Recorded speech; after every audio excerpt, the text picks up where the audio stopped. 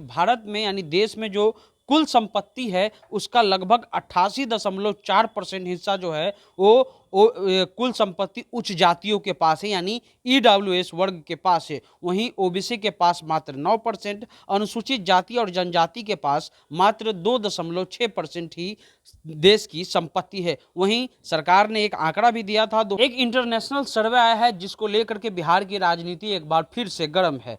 सर्वे में बताया गया है कि विश्व असमानता लैब की ओर से साझा जो आंकड़े आए हैं वो डराने वाले हैं। इस रिपोर्ट के अनुसार ये कहा गया है कि भारत में यानी देश में जो कुल संपत्ति है उसका लगभग 88.4% हिस्सा जो है वो कुल संपत्ति उच्च जातियों के पास है, यानी ईडब्ल्यूएस वर्ग के पास है। वहीं ओबीसी के पास मात्र 9%, अनुसूचित जाति और जनजाति के पास मात्र 2.6% ही देश की संपत्ति है। वहीं सरकार ने एक आंकड़ा भी दिया था 2013 में कहा गया था कि ओबीसी का जो संपत्ति है पूरे देश में वो 17.3% है, लेकिन 2013 से 2022 आ गया, 9 साल में जो संपत्ति ओबीसी की बढ़नी चाहिए यानी पिछड़ों की आमदनी और उनकी संपत्ति बढ़नी चाहिए वो बढ़ा नहीं, वो घटा है, जिसको लेकर के अब लगातार जो है सवाल हो रहे हैं। और ये सवाल राष्ट्रीय जनता दल के सुप्रीमो लालू प्रसाद यादव ने उठाया है और उन्होंने कहा है कि केंद्र सरकार यही चाहती है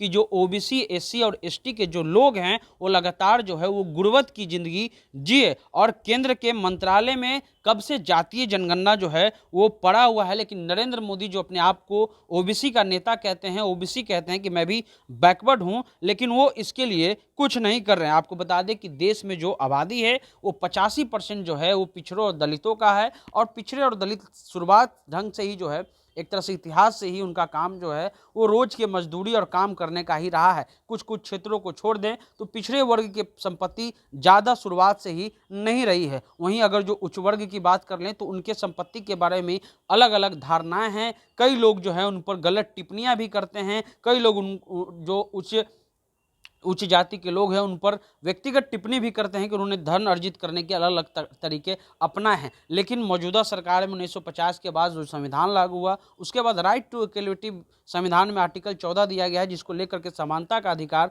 बताया गया है। लेकिन समानता के अधिकार के अनुसार देश में हर एक आदमी को समान अवसर का अधिकार प्राप्त है। उसी अनुसार जब आंकड़े आते हैं तो ये आंकड़े चौंकाने वाले हैं कि लगभग 88% जो एक तरह से कहा जाए कि देश का जो रिसोर्सेस है, जो संपत्ति है वो उच्च वर्ग के पास है। मात्र 13% संपत्ति ही जो है वो ओबीसी और 2.5% संपत्ति एससी और एसटी के पास है, जो चिंता का विषय है। यही कारण है कि देश में मंडल कमीशन के बाद जातीय जनगणना का पैटर्न लाया गया और जातीय जनगणना के बाद ये बताया गया कि अगर आपको इक्वलिटी लानी है तो अफर्मेटिव एक्शन करना होगा। अफर्मेटिव एक्शन के तहत लोगों को आरक्षण दिया जाएगा और उसी आरक्षण से लोग जो हैं वो अपना एक तरह से जो जीने और एक तरह से जीवन जीने का जो शैली है या एक तरह से आमदनी का जो स्रोत है उसको बढ़ाने का काम करेंगे। लेकिन नरेंद्र मोदी अपने आप को ओबीसी कहते हैं, लेकिन जातीय जनगणना जैसे बड़े मुद्दे को वो दबा करके रखे हुए हैं। और लगातार